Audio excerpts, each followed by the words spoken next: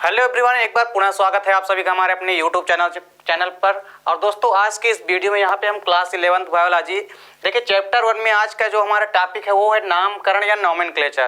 देखिए, इसके पिछली वीडियो में हमने आपको जो वर्गीकी है या टेक्सोनॉमी है उसके बारे में हमने आपको बेसिक रूपरेखा जो है उसकी हमने आपको बता दी थी।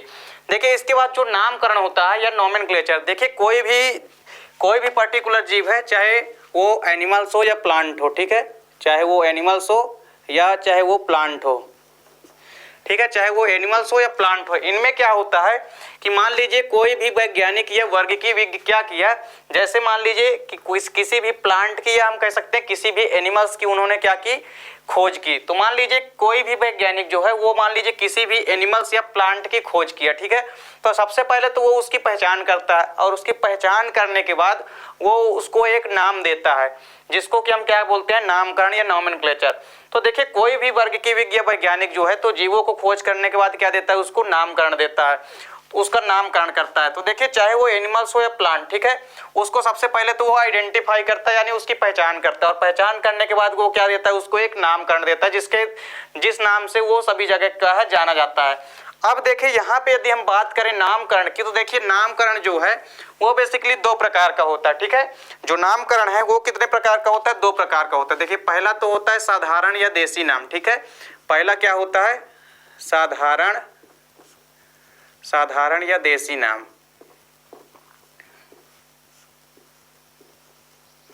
और देखिए, जो दूसरा नाम होता है वो क्या होता है, वैज्ञानिक नाम। दूसरा नाम कैसा होता है, दूसरा नाम होता है वैज्ञानिक नाम या साइंटिफिक नेम। वैज्ञानिक नाम या इसको हम क्या बोलेंगे, या साइंटिफिक नेम।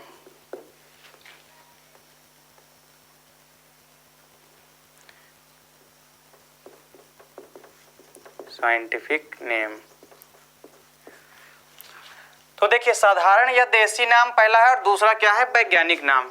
देखिए, यहाँ पर हम समझते हैं सबसे पहले तो साधारण या देसी नाम समझते हैं, ठीक है, कि साधारण या देसी नाम क्या होते हैं। तो देखिए, ये साधारण या देसी नाम की यदि बात की जाए तो देखिए ये बेसिकली ऐसे नाम होते हैं जो कि क्या होते हैं, किसी स्थानीय नाम होते हैं, ये किसी विशेष स्थान से रिलेटेड होते हैं। जैसे मान लीजिए स्थानीय नाम जो होते हैं ये हर एक क्षेत्रों में अलग अलग होते हैं। जैसे किसी भी स्थानीय क्षेत्र में जो है ये जो स्थानीय नाम होते हैं या साधारण नाम जो है, ये स्थानीय नाम होने के कारण ही क्या होते हैं, इनके नाम कई सारे जगह में अलग अलग होते हैं।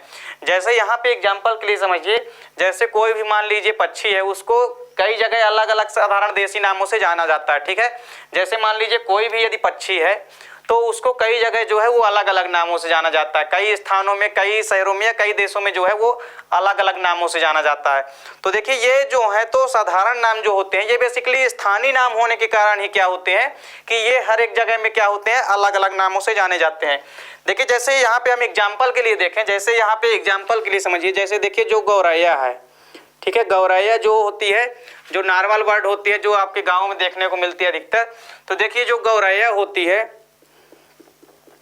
ये देखिए गौरैया, तो गौरैया को देखिए, गौरैया को हर एक जगह में अलग अलग नामों से जाना जाता है। जैसे यदि हम बात करें इंग्लैंड में, तो इंग्लैंड में क्या बोलते हैं, इंग्लैंड में बोलते हैं हाउस स्पैरो। देखिए, इंग्लैंड में यदि हम बात करें तो जो नॉर्मल गौरैया होती है, ठीक है, नॉर्मल चिड़िया गौरैया जो होती है, इसको हम इंग्लैंड में हाउस स्पैरो के नाम से जानते हैं, ठीक है। इंग्लैंड में हम इसको क्या कहते हैं, इंग्लैंड में इसको हाउस स्पैरो के नाम से जाना जाता है, ठीक है। और यदि स्पेन में इसकी बात की जाए, ठीक है, स्पेन में इसको पार्डुल के नाम से जाना जाता है, स्पेन में इसको पार्डुल के नाम से जाना जाता है, ठीक है। जापान में देखिए इसको जापान में सुजुन के नाम से जाना जाता है। जापान में इसको किस नाम से जाना जाता है, जापान में इसको सुजुन के नाम से जाना जाता है, ठीक है, जापान में इसको सुजुन के नाम से जाना जाता है। उसी प्रकार यदि बात करें हम हालैंड में, तो हालैंड में इसको क्या किस नाम से जाना जाता है, हालैंड में इसको मूस नाम से जानते हैं। हालैंड में इसको क्या कहते हैं, गौरैया को मूस नाम से जानते हैं। तो देखिए, यहाँ पे एक ही पक्षी के कई सारे देशों में क्या है, अलग अलग स्थानीय नाम है। तो ये स्थानीय नाम जो होते हैं ये अलग अलग होते हैं और ये साधारण नाम जो होते हैं, देसी नाम, ये किसी स्थान विशेष से संबंधित होते हैं और ये किसी विशेष गुण की ओर संकेत करते हैं। तो साधारण या देसी नाम जो होते हैं ये स्थानीय नाम होने के कारण ही अलग अलग जगहों पे क्या होता है, इनका नाम जो होता है वो अलग अलग होता है। ठीक है, इसी प्रकार देखिए जैसे यहाँ पे हम एग्जाम्पल के लिए बात करें, यहाँ पे तो क्या है, देखिए कभी कभी क्या कि साधारण या देसी नाम क्या है कि अलग अलग जगहों में क्या होते हैं, स्थानीय नाम होने के कारण अलग अलग नाम से जाना जाता है। लेकिन देखिए कुछ जानवर ऐसे हैं जिनके लिए एक ही नाम प्रयोग किया जाता है, जैसे अलग अलग जानवर हैं उनके लिए एक ही नाम प्रयोग किया जाता है। जैसे यहाँ पे देखिए इसके बाद जो अलग अलग जानवर, जैसे एग्जाम्पल के लिए समझिए जो अर्थवाम होता है जिसको कि हम केचुआ कहते हैं। ठीक है, देखिए कई जगह जो है, कई जगह क्या किया जाता है कि अलग अलग जानवरों को एक ही नाम से जाना जाता है। ठीक है,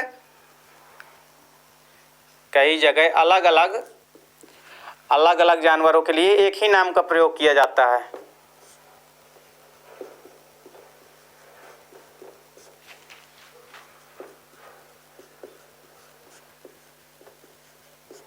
देखिए कई बार अलग अलग जानवरों के लिए एक ही नाम प्रयोग किया जाता है।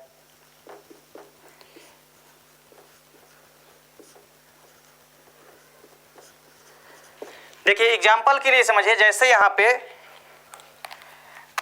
देखिए जैसे जो अर्थवाम होता है, जो केचुआ होता है, ठीक है, तो केचुआ अर्थवाम, ठीक है, जैसे अर्थवाम हो गया और स्कैरिस।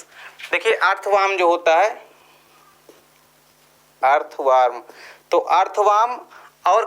अर्थवाम और स्कैरिस ये दोनों देखिए अलग अलग जानवर हैं। ठीक है, क्योंकि ये देखने में आपको सेम लगते हैं। ठीक है, यदि अर्थवाम को आप देखोगे चाहे स्कैरिस को, दोनों लॉन्ग शेप में होते हैं और दोनों खंडित होते हैं। ठीक है, जो कि एनीलिडा का बहुत महत्वपूर्ण लक्षण होता है। ठीक है, कि उनमें खंडी भवन होता है और आर्थ्रोपोडा का भी यही इंपॉर्टेंट लक्षण होता है कि इनमें क्या होते हैं, खंडी भवन होते हैं।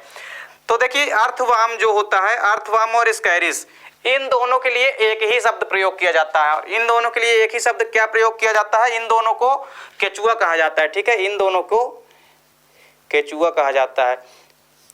तो देखिए कुछ जगह तो क्या है कि जानवरों को अलग अलग नाम से जाना जाता है, एक ही जानवर को अलग अलग नामों से जाना जा रहा है। लेकिन कई बार क्या होता है, कई जगह जो है दो अलग अलग जानवरों के लिए एक ही शब्द का प्रयोग किया जाता है। जैसे यहाँ पे आप देख रहे हैं कि जो अर्थवाम है और स्कैरिस, इन दोनों के लिए एक ही शब्द का प्रयोग किया जाता है। जैसे केचुआ जो है, अर्थवाम को भी केचुआ कहते हैं और स्कैरिस को भी केचुआ के नाम से जानते हैं। तो देखिए यहाँ पे क्या है कि कई बार अलग अलग जानवरों के लिए जो है एक ही नाम या एक ही शब्द का प्रयोग किया जाता है। अब देखिए यहाँ पे क्या है कि ऐसे में क्या हो गया कि ऐसे में यदि कोई वैज्ञानिक है तो उसको यदि किसी भी चीज की स्टडी करनी है तो उसको क्या होती है, ऐसे में काफी दिक्कत का सामना करना पड़ता है, क्योंकि उसको कई सारे देशों में क्या है कि अलग अलग नामों से जाना जाता है। अब उसको स्थानीय नाम कई सारे हैं, तो स्थानीय नामों में यदि किसी भी साइंटिस्ट को क्या करना है, उसके बारे में कोई भी रिसर्च या स्टडी करनी है तो उनको काफी दिक्कत होने लगी। ऐसे में फिर देखिए दूसरा नाम जो आया वो है वैज्ञानिक नाम। ऐसी जब कंडीशन उत्पन्न हो गई कि भाई उसके स्टडी में, किसी भी जानवर की स्टडी में क्या हो रही है, दिक्कत आ रही है, क्योंकि कई सारे जगहों में क्या है कि जानवरों को अलग अलग नाम से जाना जा रहा है। तो इस प्रकार में वैज्ञानिकों को क्या होने लगी, दिक्कत आने लगी किसी भी फील्ड में स्टडी करने के लिए। अब देखिए इसके बाद दूसरा जो नाम आया वो आया क्या, वैज्ञानिक नाम। तो देखिए इसके बाद जो दूसरा नामकरण है वो है वैज्ञानिक नामकरण। तो वैज्ञानिक नामकरण हम समझते हैं। देखिए जो दूसरा नाम है वो क्या है, वैज्ञानिक नाम।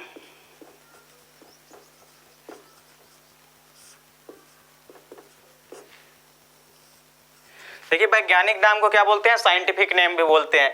देखिए सबसे पहले तो आपको ये याद रखना है कि जो वैज्ञानिक नाम होते हैं या साइंटिफिक नेम होते हैं, जैसे मान लीजिए यदि हम प्लांट की भाषा में जा रहे हैं, ठीक है, यदि हम प्लांट में जा रहे हैं, ठीक है, तो प्लांट में यदि हम जा रहे हैं तो उसको हम क्या बोलेंगे, जैसे यहाँ पे साइंटिफिक नेम हो गया, ठीक है, तो प्लांट की यदि हम भाषा में जाते हैं तो प्लांटों की स्टडी हम बॉटनी के अंतर्गत कहते हैं। तो प्लांटों में जब हम बोलेंगे वैज्ञानिक नाम को तो उसको हम क्या बोलेंगे, प्लांट की भाषा में उसको हम बॉटेनिकल नेम बोलेंगे, ठीक है, क्योंकि प्लांट का क्या होता है, बॉटेनिकल नेम होता है। तो प्लांट की यदि भाषा में हम जाएंगे तो क्या बोलेंगे, बॉटेनिकल नेम, ठीक है, इसको हम क्या बोलेंगे, बॉटेनिकल नेम। वहीं यदि हम एनिमल्स में जाएंगे तो क्या बोलेंगे, साइंटिफिक नेम तो कॉमन है, आप यदि साइंटिफिक नेम बोलते हो तब तो ठीक है, लेकिन यदि आप अलग अलग जा रहे हो, प्लांट में अलग और एनिमल्स में अलग, तो देखिए एनिमल्स में क्या होगा, देखिए प्लांट में क्या होगा बोटेनिकल नेम और एनिमल्स में क्या होगा उसका जूलॉजिकल नेम।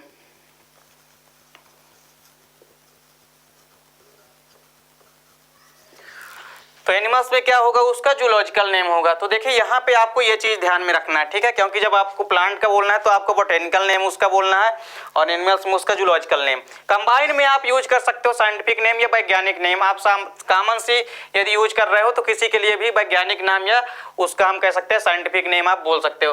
लेकिन यहाँ पे यदि बात की जाए वैज्ञानिक नाम की, ठीक है, तो इसमें क्या है कि देखिए जब कोई भी वर्गीविज्ञ जो है वो किसी भी जंतु समूह का क्या करता है, अध्ययन करता है, तो उसका एक ही उद्देश्य होता है, ठीक है, तो वह उस जंतु का क्या करता है, एक समूह का एक वैज्ञानिक नाम देता है। कोई भी वर्ग की विज्ञ वैज्ञानिक जो है वो यदि किसी भी जीव की खोज करता है तो उसको क्या देता है, एक वैज्ञानिक नाम देता है, और उसी वैज्ञानिक नाम से वो जो जीव है वो हर एक जगह में जाना जाएगा।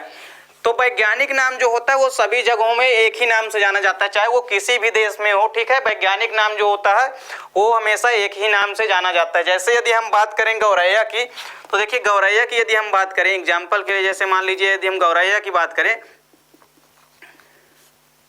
ठीक है, तो गौरैया की यदि हम बात करें तो गौरैया को संपूर्ण विश्व में पैंसर डोमेस्टिका के नाम से जाना जाता है, ठीक है, इसको संपूर्ण विश्व में किसी भी देश में आप जाएंगे वहां इसको क्या बोलेंगे, इसको पैंसर डोमेस्टिका के नाम से जाना जाता है। तो इस प्रकार देखिए जो वैज्ञानिक नाम होता है, ठीक है, वो हर एक जगह में क्या होता है, एक ही होता है। तो पूरे विश्व में आप कहीं भी जाओ वैज्ञानिक नाम जो है वो सभी जीवों का एक ही मिलेगा। इस प्रकार में क्या है, कोई भी साइंटिस्ट यदि किसी के बारे में रिसर्च करना चाह रहा है तो उसको इसमें आसानी होगी। तो एग्जाम्पल के लिए और एग्जाम्पल यहाँ पे आप देख सकते हो, ठीक है, जैसे यहाँ पे एक प्लांट का एग्जाम्पल देख लेते हैं, ठीक है, जैसे यहाँ पे मान लीजिए यहाँ पे हम देखते हैं गाजर का, ठीक है, तो गाजर का क्या होता है, गाजर में जब जाएंगे तो इसको क्या बोलेंगे, बोटेनिकल नेम। तो गाजर का जो वैज्ञानिक नाम होता है वो क्या होता है, डाकस करोटा, ठीक है, क्या होता है, डाकस करोटा। तो संपूर्ण विश्व में जो गाजर है या कैरेट है ये पूरे के पूरे विश्व में डाकस करोटा के नाम से ही जाना जाएगा।